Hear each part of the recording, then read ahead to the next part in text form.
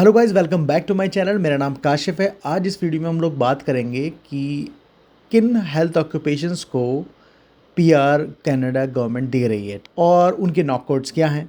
अब अगर आपको नॉकआउट नहीं पता तो इसके बारे में भी मैं आपको बताऊंगा कि आपको अपना नॉकआउट कैसे सर्च करना है, और इसमें हम ये भी बात करेंगे कि ये सीआरएस स्कोर क्या होता है, ये कैसे आप कैलकुलेट कर सकते हैं। तो ये वीडियो थोड़ी सी लंबी होने वाली है, लेकिन आपको डिटेल्ड इन्फॉर्मेशन जो है ना यहाँ पे मिलने वाली है।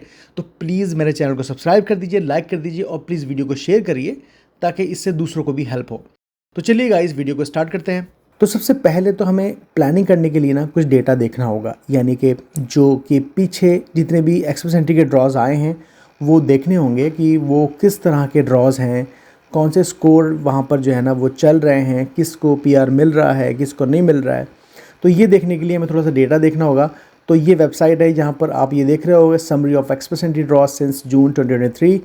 तो यहाँ पर हम पीछे जाते हैं थोड़ा सा, ठीक है। तो ये 8 जून को जो है ये ऑल प्रोग्राम ड्रॉ था, जहाँ पर 486 जो है वो स्कोर गया और 4800 लोगों को इन्होंने पीआर का इन्विटेशन भेजा।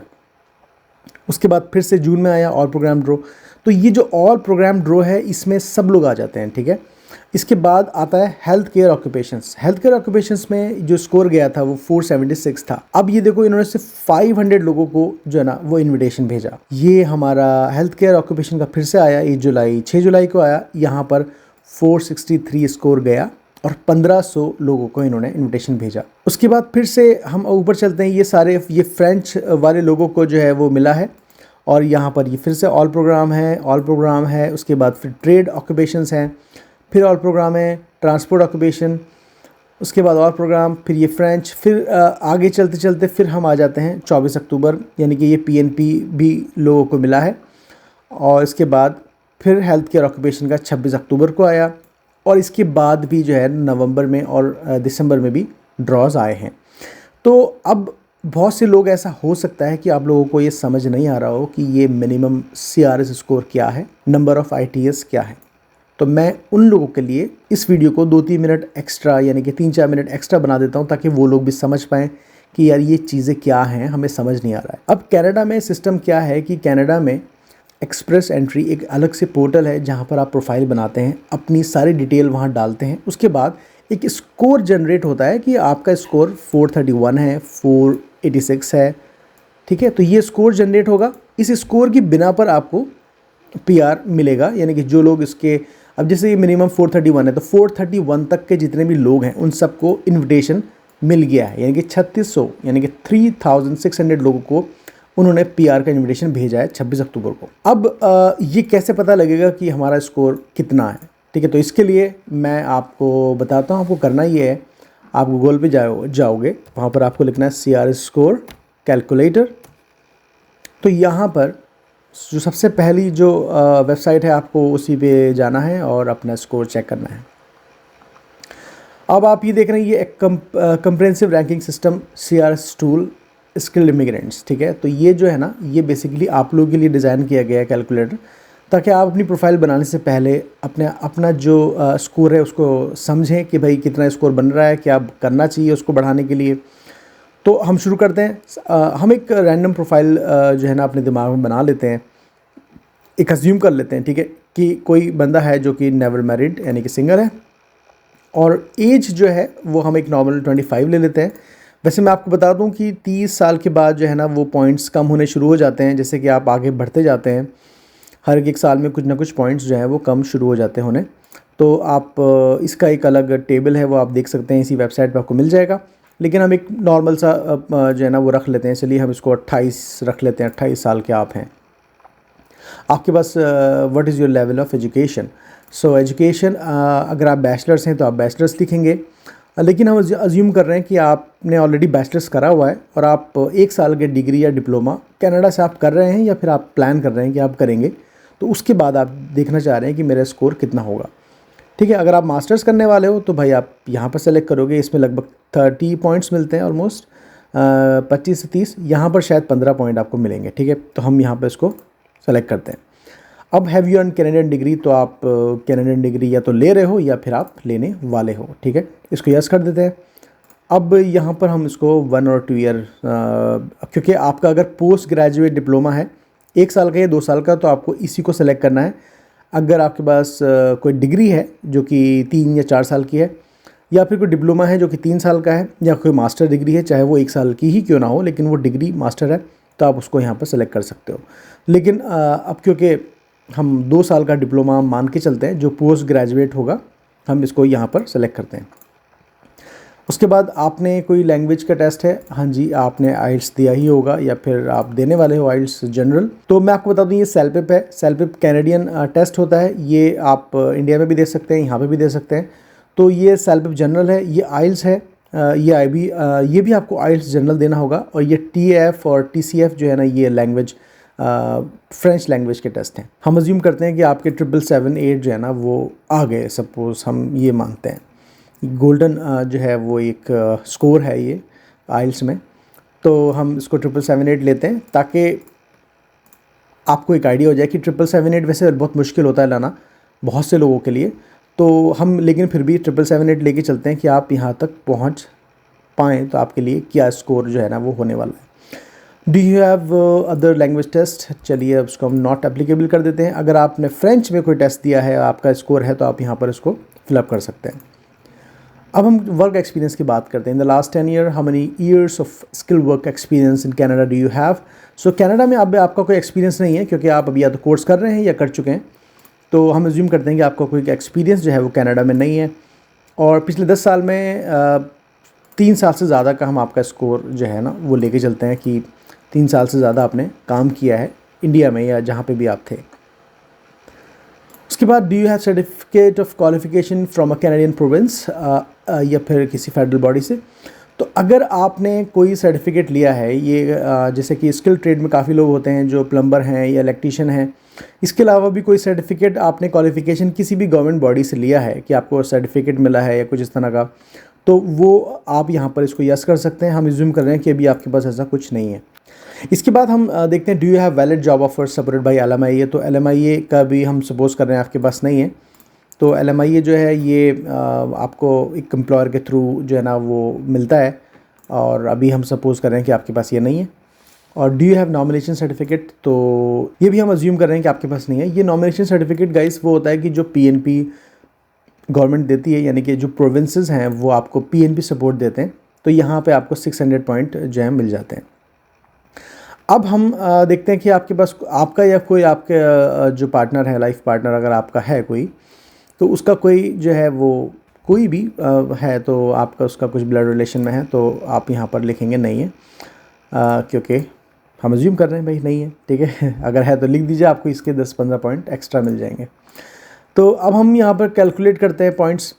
तो ये एज के पॉइंट आपको यहाँ दिख रहे हैं, लेवल ऑफ एजुकेशन के, ऑफिशियल लैंग्वेज के, ये ना पॉइंट काफ़ी ज़्यादा आपको मिले हैं बिकॉज ऑफ 777-8। अगर आपका स्कोर कम होगा तो यहाँ पर काफ़ी जो है जो गिरावट आप देखोगे। अभी मैं आपको दिखा देता हूँ पॉइंट थोड़े से नीचे करके, ठीक है। तो अभी ये जो है ना ये पॉइंट आपका बन रहा है 477। तो ये 477 बहुत अच्छा स्कोर है गाइस, ठीक है। कनाडा में अगर आप हैं और आपका 477 या इस तरह का कुछ पॉइंट बन रहा है, तो ये बहुत अच्छा स्कोर है। फ़िलहाल मुझे मालूम है कि 500 पॉइंट्स जो है ना वो जा रहे हैं ऑल प्रोग्राम ड्रॉ में। 500 का स्कोर जा रहा है, 496, 498, 500, 504, लेकिन 477 भी एक अच्छा स्कोर है। अब लेकिन होता क्या है कि ये स्कोर इसलिए अच्छा लग रहा है अभी आपको, क्योंकि मैंने ना यहाँ पर ये 777-8 करा है। अगर मैं इसको थोड़ा सा घटा दूँ, अगर आपका लैंग्वेज का जो आपके जो टेस्ट है वो आपके जो लैंग्वेज के जो आपका स्कोर है वो अगर आपका कम है, तो कितना पॉइंट बनेगा। हम ज़्यादा नहीं कर रहे कम, हम 6.5 हम अज्यूम कर रहे हैं। तो अगर हम इसको सिर्फ इतना करते हैं तो स्कोर कैलकुलेट करते हैं, ये आप देख रहे हो कितना कम हो गया, 124 से 86 पे आ गया सीधा भाई। तो ये देखो आप, ये 389 जो है ना ये स्कोर यहाँ पर आपका बन गया है। अब आप ये सोचो कि 389 का स्कोर आपका बना है, जिसमें हमें पता है कि आपके पास कैनेडियन एक्सपीरियंस नहीं है। तो इतना कम पॉइंट के साथ PR मिलना आसान नहीं है।